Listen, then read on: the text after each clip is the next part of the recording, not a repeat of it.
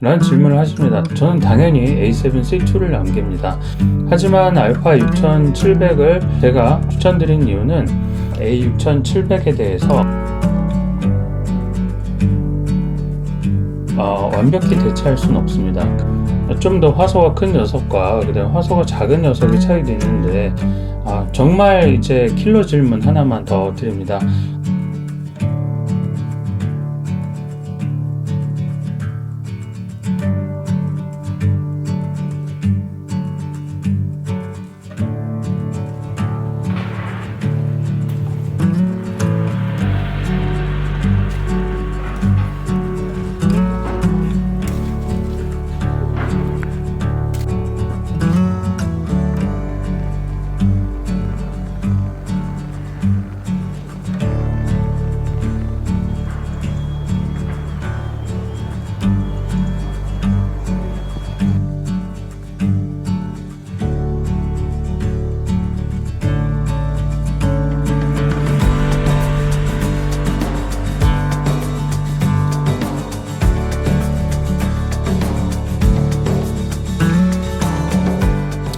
안녕하세요, 앨런입니다. 오늘은 여러분들이 많이 궁금해 하실 그런 주제를 한번 소개하려고 합니다. 보이시나요? 지금 제가 두 개의 바디를 들고 있는데요. 하나는 소니 A6700이고 소니 A7C2 바디입니다. 두 개가 요즘 가장 핫한 바디인데요. A7C2 바디 같은 경우에는 풀프레임 바디 중에서 가장 유명한 바디이고, 그 다음에 A6700 같은 경우에는 크롭 바디 중에서 가장 유명한 바디라고 생각합니다. 두 개의 바디는 실제 이렇게 나란히 비교해 보시면 아시겠지만 거의 생김새가 비슷합니다. 녀석을 멀리서 보면 사실 6700인지 아니면은 이게 A7C2인지 사실 구분하기 어렵고요. 위에 있는 상판에 있는 다이얼도 모양이 거의 비슷합니다. 하지만 각각의 이제 차이점이 조금 있고 이제 장단점이 있는데요. 그 이야기를 한번 드려보도록 하겠습니다. 먼저 A7C2에 대한 이야기입니다. A7C2는 이 조그만 바디에 A7M4, 그러니까 어떻게 보면은 풀프레임 중에서 현역으로도 손색이 없고 상업용 바디로도 손색이 없는 바디라고 생각되는 A7M4 바디를 그대로 이 조그만 바디 안으로 넣어놨습니다. 심장이 동일하기 때문에 결과물도 동일한데요. 실제 제가 A7M4랑 중복해서 운영을 하다가 너무 동일해서 최근에 A7R5를 구매하면서 A7M4는 이제 처분을 하게 됐는데요. 두 개 바디를 킵할 이유가 전혀 없었기 때문이죠. 이 바디에 지금 제가 마운트한 렌즈가 23mm 컴팩트한 G 렌즈입니다. 저는 이 구성으로 여행을 상당히 많이 다닙니다. 정확한 이 렌즈는 아니지만 소니 A7C2로 여행을 떠났을 때 찍었던 영상을 잠깐 감상하시죠.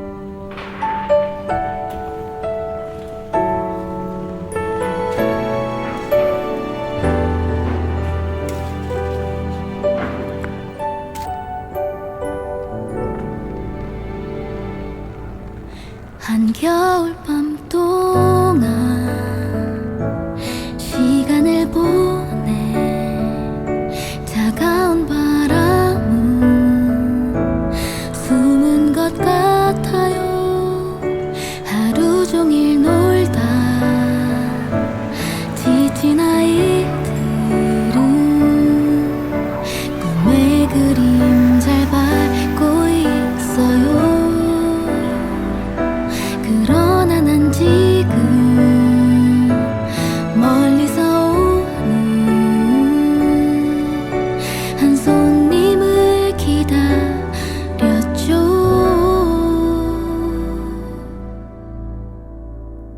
창밖엔 하얀 눈이 내려요. 잠 못 이루도록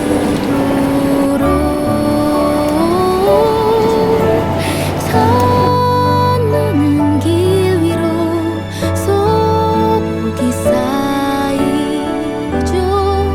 우릴 위해서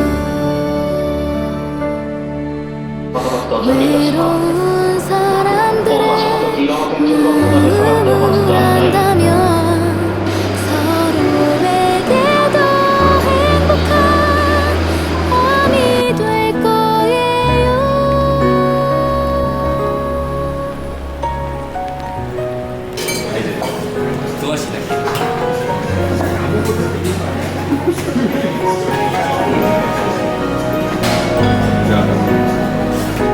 구성과 제가 갖고 있는 소니 a7R5 구성 두 가지를 이용해서 저는 상업 촬영을 많이 합니다.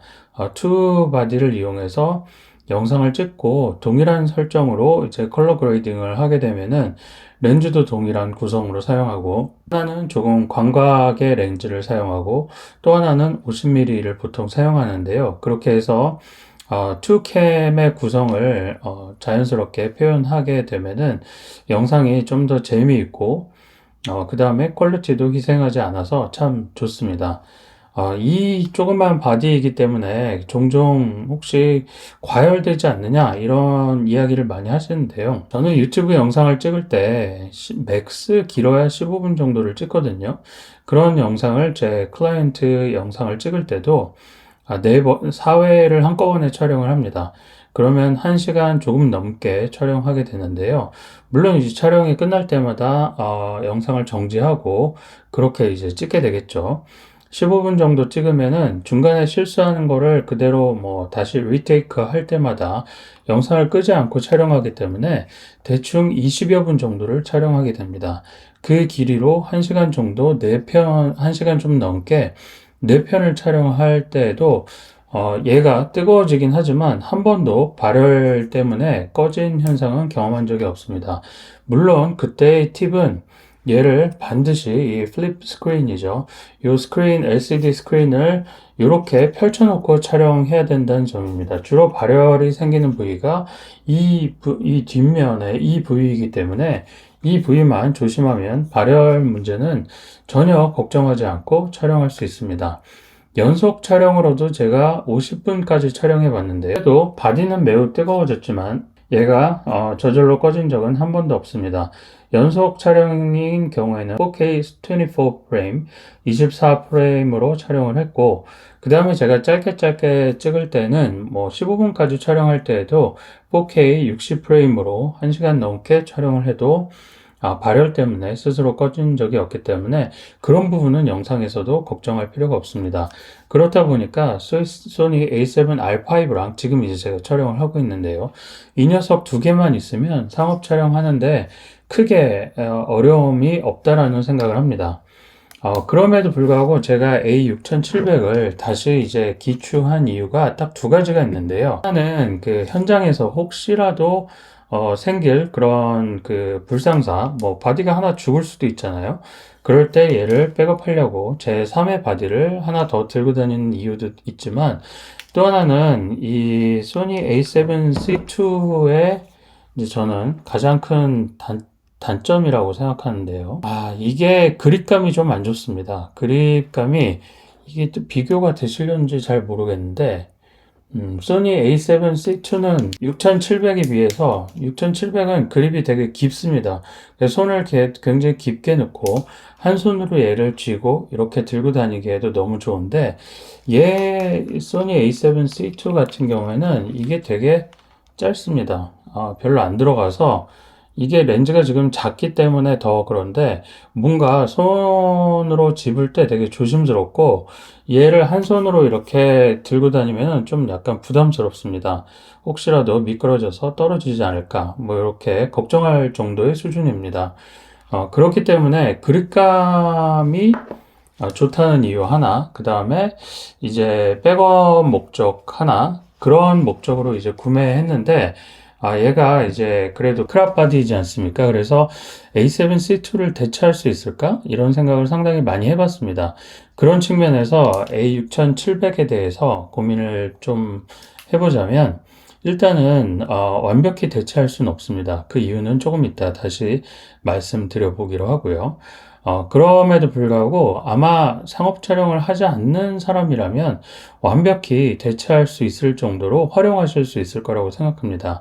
일단 퀄리티 차이를 볼까요? 퀄리티 차이는 A6700으로 이번에 이제 똑같은 프랑스를 다녀와서 영상을 촬영한 걸 한번 쭉 보시고 이야기를 한번 해보세요.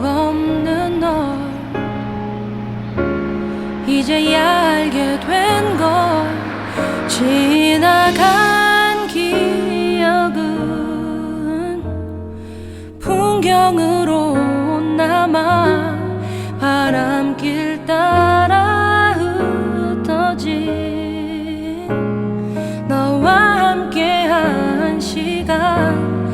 다시 그때로 돌아가 함께 할 수만 있다면 빛으로 물들어 우리 이제는 다시 내게 Here's my parade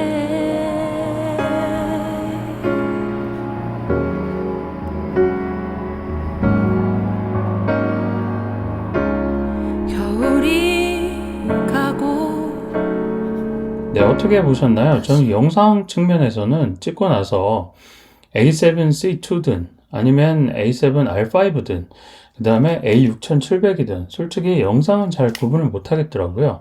제가 영상 전문가가 아니라 이제 영상을 사진이 메인인 포토그래퍼이기 때문에 그런지는 모르겠는데 그럼에도 불구하고 제가 이미지 퀄리티나 아니면은 발색 이런 면에서는 사진 때문에 생긴 눈이 있는데 영상에서 보기에는 적어도 유튜브에 퍼블리시한 영상 측면 또는 핸드폰이나 태블릿에서 보는 영상 측면 또는 제가 사용하고 있는 지금 iMac 이런 27인치 iMac에서 보는 화면 측면에서도 크게 구분을 하기가 어렵습니다.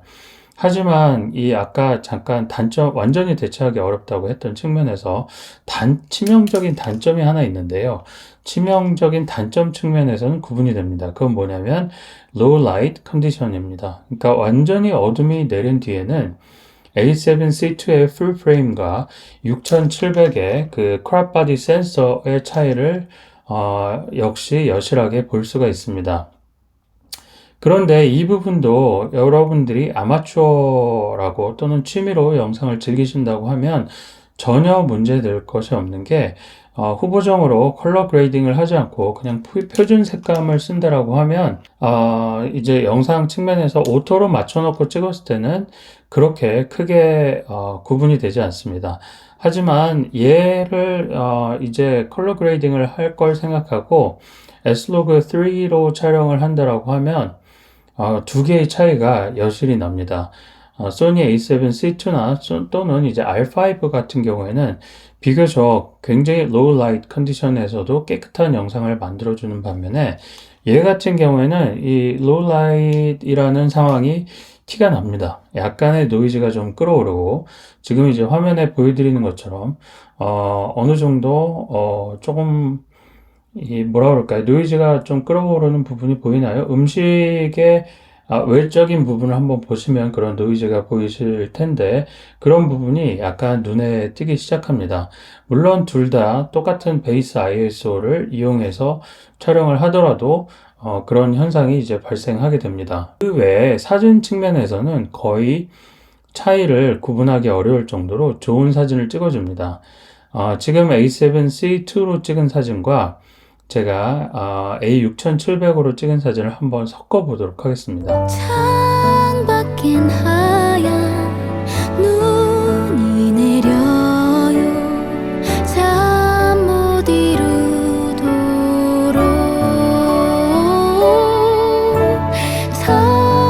첫눈은 길 위로 소복이 쌓이죠 우릴 위해서 외로운 사람들의 마음을 안다면 서로에게 더 행복한 밤이 될 거예요.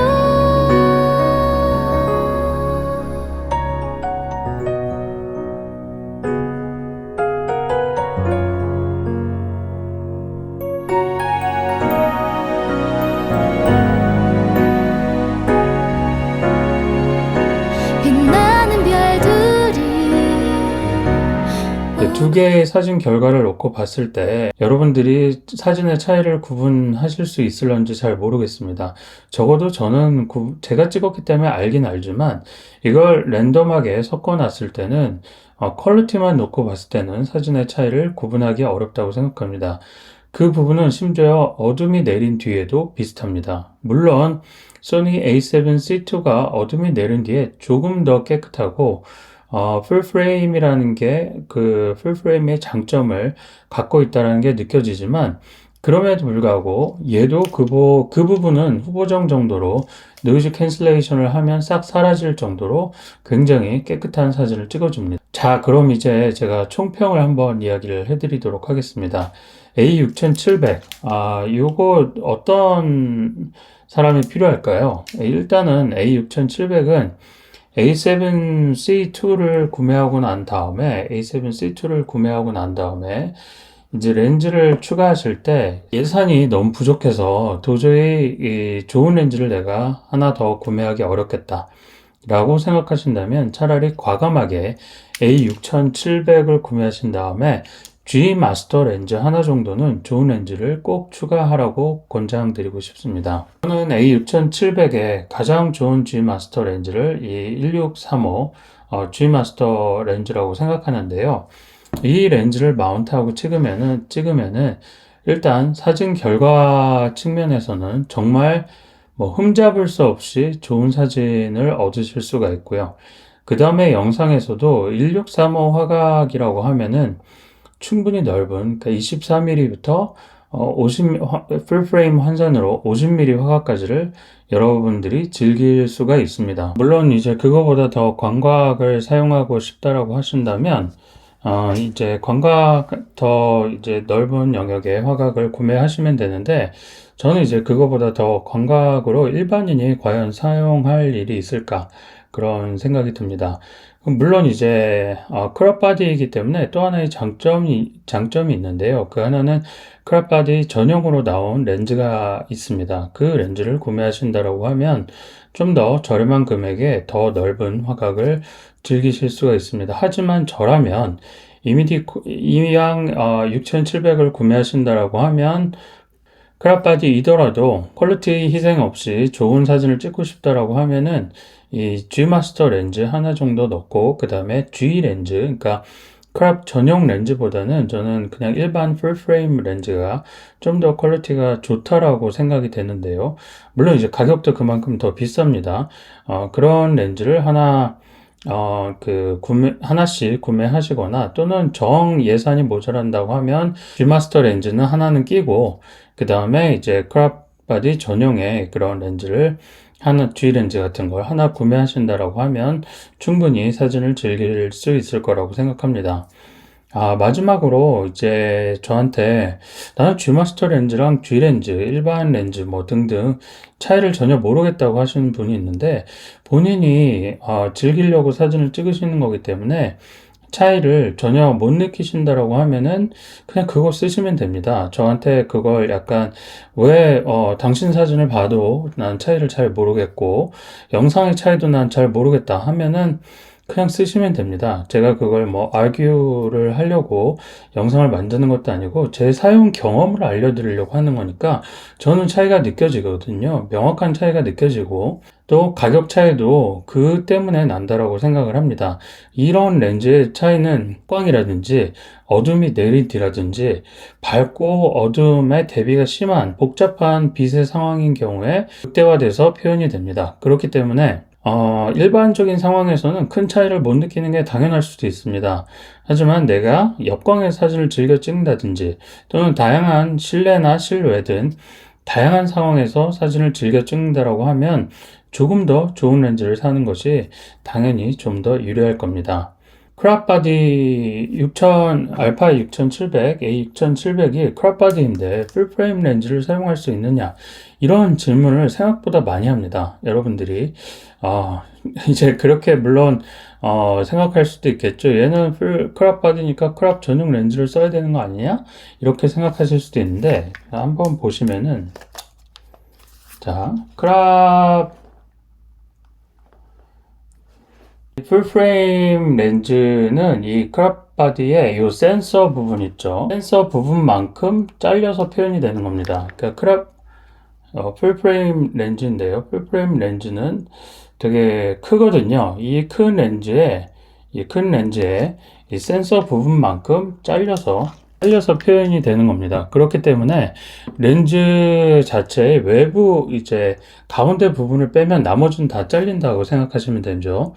그렇다고 렌즈의 특징이 사라지는 건 아닙니다. 그 20mm 렌즈를 내가 쓴다고 하면 20mm가 갖고 있는 광각의 왜곡이나 이런 특징은 얘가 다 가지고 있습니다. 하지만 주변부만 잘려서 나오는 겁니다. 반면에 풀프레임 이제 바디를 보면은 이렇게 센서가 꽉 차 있죠. 그렇기 때문에 렌즈가 갖고 있는 그런 화각을 얘가 다 사용할 수 있다 라고 생각하시면 됩니다. 그런 차이이지 풀프레임 렌즈는 크롭 바디에 사용할 수 없다 이렇게 생각하시는 거는 이제는 그렇게 생각하지 않으셔도 될 것 같습니다. 그래서 제가 렌즈 추천을 드리는데 자꾸만 이게 크롭 바디에도 사용할 수 있나요? 이런 질문을 많이 하셔가지고 제가 좀 많이 당황했는데요. 아마 뭐 그렇게 생각하실 수는 있는데 제 설명을 한번 들어보시면은 주변부가 잘리느냐 아니면 그대로 사용할 수 있느냐 이거의 차이라는 거를 잘 이해하시면은 충분히 아마 이해되실 거라고 생각합니다. 네, 그렇게 해서 여러분들이 알파 6700과 소니 a7C2에 뭘 선택해야 되는지에 대해서 기준점을 좀 가져보시고 내가 어떤 사진과 영상을 즐길지에 따라서 선택 기준을 가지시면 될 것 같습니다. 정말 이제 킬러 질문 하나만 더 드립니다. 가끔 저라면 6700과 A7C2 중에 뭘 남기겠느냐? 라는 질문을 하십니다. 저는 당연히 A7C2를 남깁니다. 센서 사이즈가 조금 더 큰 녀석이 당연히 더 유리하기 때문이죠. 하지만 알파 6700을 제가 추천드린 이유는 이 예산 때문입니다. 예산만 충분하다면 A7C2에 당연히 이런 G마스터 렌즈 같은 이런 G마스터 렌즈 같은 걸 그냥 구매하시면 한 방에 다 끝나겠죠. 하지만 모든 사람이 이렇게 예산이 충분한 건 아니고요. 내가 갖고 있는 버짓 내에서 이런 고민이 예산 때문에 고민이 된다라고 하면 저는 차라리 바디를 6700으로 낮추고 그 다음에 그 렌즈를 좋은 걸 사용하시라고 강력히 추천을 드리고 싶습니다.